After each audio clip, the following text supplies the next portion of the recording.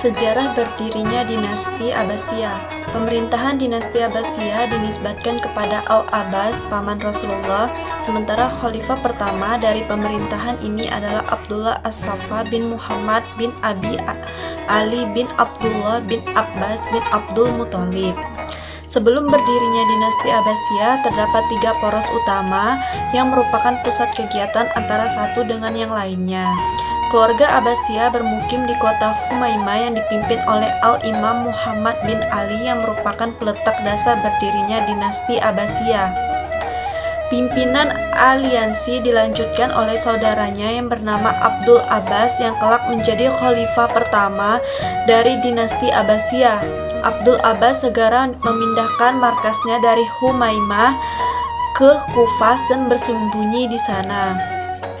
Dengan demikian, setelah Marwan bin Muhammad terbunuh sebagai khalifah terakhir Daulah Umayyah, maka secara resmi berdirilah dinasti Abbasiyah. Periodisasi dinasti Abbasiyah. Pemerintah Daulah Abbasiyah mengalami 2 masa, yaitu masa integrasi dan masa disintegrasi. Kedua sampai keempat adalah periode disintegrasi yang ditandai dengan besarnya tekanan dari Turki. Ketiga, Bani Buwayhi sejak Khalifah Al-Mustaqi sampai Khalifah Al-Qasim yang ditandai dengan adanya tekanan Bani Buwayhi terhadap pemerintahan Daulah Abbasiyah pada masa kemundurannya. Keempat, Turki Bani Saljuk sejak dari Khalifah Al-Muqtadi sampai Khalifah terakhir, Khalifah Al-Muqtasim, ditandai dengan kuatnya kekuasaan Turki Saljuk dalam pemerintahan dan berakhir dengan serangan Mongol. Dengan demikian, dapat dikatakan bahwa dinasti Abbasiyah yang berkuasa selama 508 tahun dan diperintah oleh 37 khalifah telah mengalami pergeseran dan kekuasaan dari satu bangsa ke bangsa lainnya. Masa kejayaan pemerintahan dinasti Abbasiyah. Dinasti Abbasiyah ini mencapai masa kejayaannya itu pada awal pemerintahannya dengan dimana banyaknya penerjemahan dan juga peningkatan keilmuan Islam. Pemerintahan dinasti Abbasiyah ini juga kembali menurun, namun Abu Ja'far Al-Mansur memindahkan ibu kota ke Baghdad dan juga mengembangkan program-program seperti wazir dipilih sebagai koordinator departemen, yang kemudian dinasti Abbasiyah ini kembali mencapai pada masa keemasannya, yaitu dengan pengembangan ekonomi. Membangun kota Baghdad. Membangun kota Baghdad ini pada masa Khalifah Al-Mansur, kota Baghdad terbangun setelah penelitian lokasi yang seksama.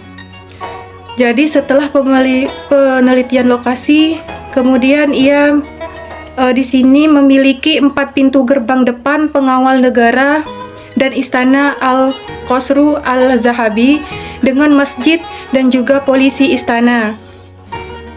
Dan juga Baghdad dipilih sebagai ibu kota baru Al-Basid karena alasannya itu strategis perdagangan dan juga jarak dari pihak Bizantium.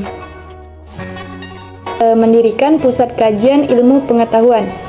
10 tahun terakhir dari pemerintah Al-Mansur adalah masa aman dan damai, masa kemakmuran yang melimpah ruah sehingga seluruh perhatian telah dapat sepenuhnya dicurahkan bagi perkembangan ilmu pengetahuan, kesusastraan dan kebudayaan. Ilmu pengetahuan mengalami perkembangan pesat pada masa Daulah Abbasiyah melalui 3 pengembangan ilmu, yaitu diskusi ilmiah, penerjemahan buku-buku, dan perpustakaan. Di antara ilmu-ilmu umum yang berkembang pada masa Daulah Abbasiyah, yang pertama ada ilmu kedokteran, yang kedua ada ilmu matematika, yang ketiga ada ilmu astronomi, yang keempat ada ilmu kimia, yang kelima ada ilmu farmasi, yang keenam ada ilmu geografi, yang ketujuh ada ilmu filsafat. Memajukan ekonomi. Ditinjau dari segi ekonomi, letak kota ini sangat menguntungkan sebab di situ terletak sungai Tigris yang dapat menghubungkan kota dengan negara lain sampai ke Tiongkok, untuk ekspor barang dan dapat mendatangkan segala sesuatu yang diperlukan, baik hasilnya maupun bahan-bahan makanan yang dihasilkan oleh Mesopotamia, Armenia, dan daerah-daerah sekitarnya, sehingga bahan impor. Dengan adanya aktivitas ekspor impor itu, maka perekonomian Daulah Abbasiyah dapat berkembang. Masa kemunduran dinasti Abbasiyah dan faktor-faktornya. Kemunduran dan kehancuran dinasti Abbasiyah yang menjadi awal kemunduran dunia Islam terjadi dengan proses kausalitas sebagaimana yang dialami oleh dinasti sebelumnya. Meskipun Daulah Abbasiyah begitu bercahaya dalam mendulang kesuksesan dalam hampir segala bidang, namun akhirnya Daulah Abbasiyah mulai menurun dan akhirnya runtuh. Menurut beberapa literatur, ada beberapa faktor dalam keruntuhan dinasti Abbasiyah, yaitu yang pertama, faktor internal. Beberapa di antaranya adalah: yang pertama, ketidakmampuan para khalifah; yang kedua, munculnya dinasti-dinasti kecil yang memerdekakan diri; yang ketiga, luasnya wilayah kekuasaan dan lemahnya ekonomi; dan yang keempat, persaingan antara Sunni dan Syiah. Faktor yang kedua adalah faktor eksternal, yaitu yang pertama, adanya perang salib, dan yang kedua, serangan tentara Mongol ke negara muslim. Serangan Mongol dan kehancuran Baghdad. Puncak kehancuran kota Baghdad terjadi pada tahun 1258. Kehancuran ibu kota mengiringi hilangnya hegemoni Arab dan berakhirnya sejarah kekhalifahan dinasti Abbasiyah. Ada beberapa motif yang melatar belakangi penyerbuan bangsa Mongol ke Baghdad. Antaranya yang pertama, kekalahan dinasti Khawarizmi dari bangsa Mongol. Padahal Khawarizmi merupakan benteng yang kuat antara Mongol dan Abbasiyah. Runtuhnya dinasti ini menyebabkan tidak ada penghalang lagi antara Mongol dan Abbasiyah.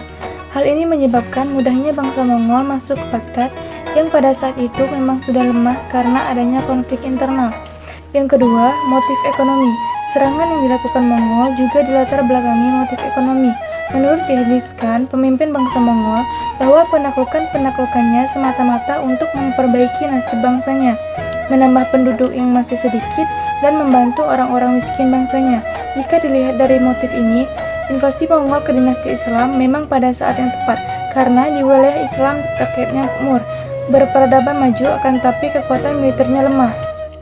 Sekianlah paparan dari kelompok kami. Wassalamualaikum warahmatullahi wabarakatuh.